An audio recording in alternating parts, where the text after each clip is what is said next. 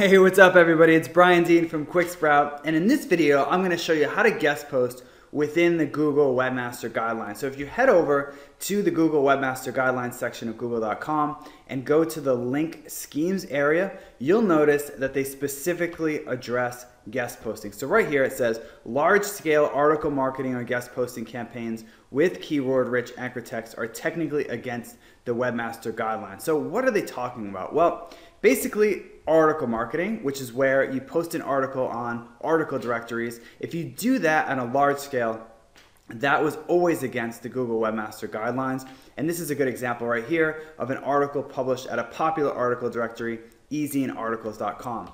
So there's nothing inherently wrong with posting an article here, but the problem is when you have an author bio area like this and it has an obvious anchor text link at the bottom. So people have basically taken this same strategy, applied it to guest posting, and that's what gets you in trouble. So for example, if you post at one article directory, that's okay, even if it has anchor text links like this.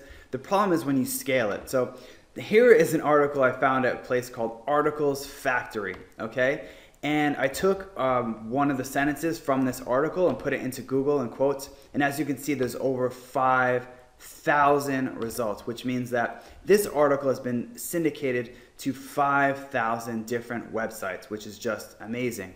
And that's definitely the kind of thing that you want to avoid with guest posting. You do want to make sure every guest post that you publish is original. Now, besides the fact that you should, not scale guest posting to an extreme scale, you should also make sure that you don't pay for guest posts, because paying for guest posts is technically against the Google Webmaster Guidelines. And as you can see here from this guest post guidelines page that I found, they say straight up, please do not contact me for guest posts if there are commercial links included in your guest post. So basically, they charge a publishing fee, which it says right here. There is a publishing fee for you publishing a guest post on that site. So that is definitely something you want to avoid at all costs, because that is obvious, that's a paid link and that's against the Webmaster Guidelines. So the next thing you want to check out is whether or not the site that you're guest posting on is a real site or just a glorified article directory that exists just to accept guest posts. So the first thing I look at actually when I'm considering guest posting on a site is whether or not there's any user interaction. So in this case, we have this website here with the article, The Importance of Link Variants in Your SEO Strategy. So we don't know, maybe that is a great article, but at the bottom, you can see that there's almost no social signals and there are no comments. And if you scroll down and you see that over and over again, no social signals, no comments, no social signals, no comments, that's basically an article directory that's like masquerading as a blog that accepts guest posts, okay? So that's definitely something that you want to avoid. So any site that's not real and it doesn't have any user interaction signals. And you also want to avoid sites like this. So on the surface, this looks kind of like a cool website, the Farrington Post, kind of like the Huffington Post. But then when you look at the content, you can see that it's basically an article directory, okay? So, they have vacation destinations, they talk about Dodge Dart, they talk about Major League Baseball, they're talking about how to relax and plan for your vacation, things you don't want to do in prison. The topics are all over the place. This is just basically an article directory. And when you look at the content, you can see that it just is basically nonsense, how to get residential solar power for your town. And you can see right here that there's an anchor text link to another website. So that is basically just something that exists just to get this link. So the content isn't really quality. And it's the same with another article I found about going green with solar pond lights. And if you scroll to the bottom, you can see that there's an exact match anchor text link here. So that's basically how you want to screen for guest post targets. And obviously when you post your guest post in your author bio, you definitely don't want to use anchor text like this. You want to use natural anchor text like a brand, or just an anchor text that describes what your content is about.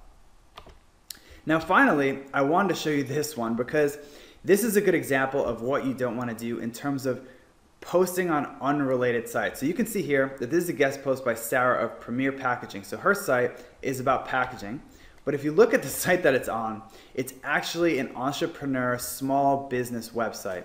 So I see this a lot where if you're in a niche that's hard, like the packaging industry, it's going to be hard to find packaging sites to guest blog on. So it's okay to do 1 or 2 guest posts on unrelated sites. But this person has really scaled this, okay?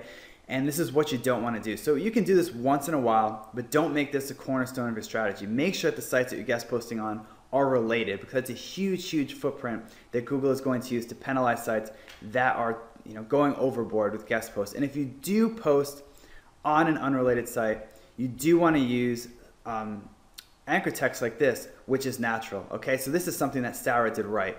It says a provider of any and all retail packaging. So she doesn't just say just retail packaging.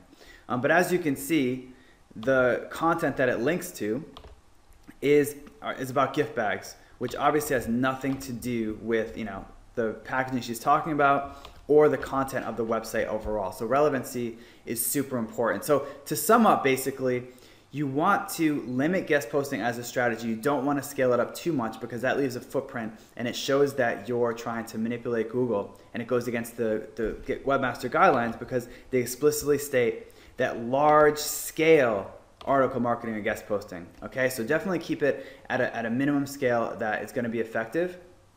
Also, don't syndicate the same content everywhere. Don't pay for a guest post, and be picky about your targets. Make sure you're posting on real sites that are in your niche. And if you do that, guest posting is a fantastic link building and internet marketing strategy. So thanks for watching this video, and I'll see you in the next one.